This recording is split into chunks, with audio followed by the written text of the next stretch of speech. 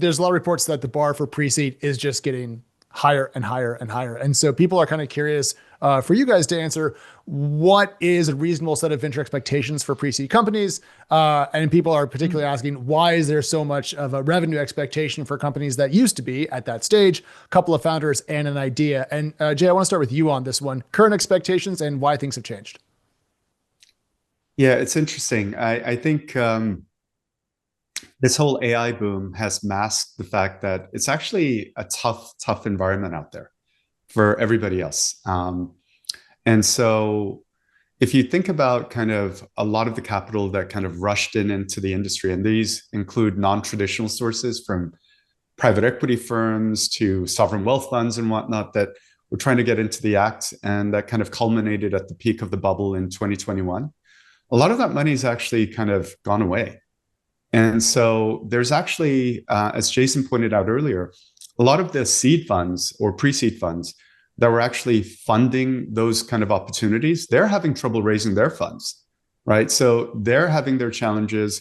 Not a lot of pre-seed seed funds are actually actively investing as they were just 2-3 years ago. And so obviously the funding environment for those startups that are just coming out in pre-seed is obviously very, very challenging. And so, you know, even for us, when we launched in 2021, the quality of the companies that we're seeing then versus what we're seeing today, and the quality of the deals in terms of bang for the buck valuations that we can get, it's so much better now.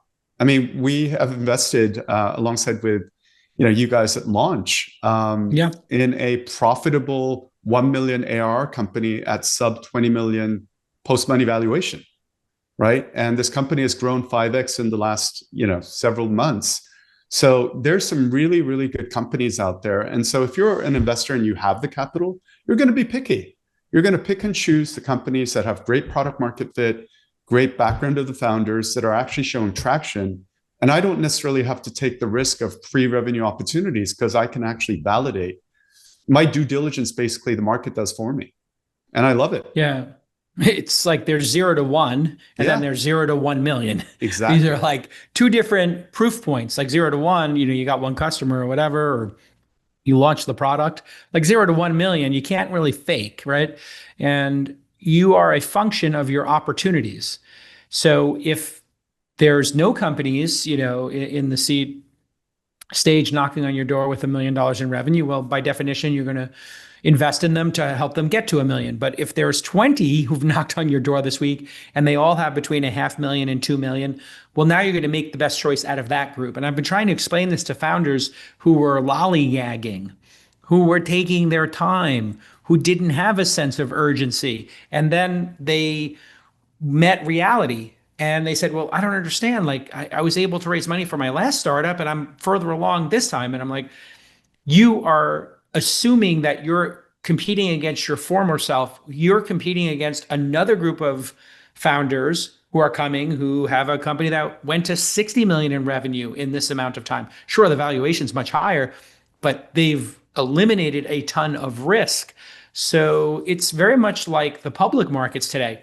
If you've got a company that has very low margins and very slow growth, and you're up against Uber or Coinbase or Google, Facebook or Google or Amazon, and people are looking at those companies go, wow, these companies are growing revenue on big numbers with great products, and they have incredible margins and they have momentum and network effects. There's a flight to quality. That same kind of thing has happened even as early as seed now and Series A. I want to jump in here and maybe say, like, there's almost like there's two stories of founders really. And if you look at the data, it becomes super clear, which is the volume of capital deployed in venture is at the highest it's ever been, but the number of deals that capital is chasing is actually shrinking right now. I don't know the exact number, but on one hand, you have founders who are like, holy shit, stop knocking down my door trying to fund me. And on the other hand, especially at the earlier stage where the metrics are fewer and far between, where founders are like, you know, I think I'm awesome. I think this product is working. Why is nobody taking my call?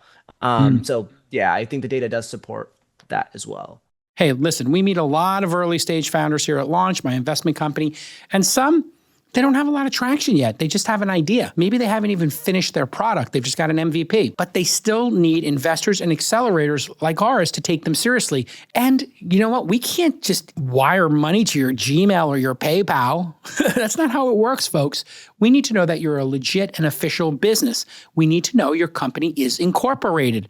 That's why you need Northwest Registered Agent. It's the service that will help you run your business the right way from day one. In 10 clicks and in under 10 minutes, you're going to file for your LLC or a C Corp if you're a startup, get a domain name, launch your official website, claim your business email, and even fast track your trademark application, which some people forget to do. We're talking about more than just company formation. This is your entire identity as a business. Go to northwestregisteredagent.com/twist and show the world you're in business.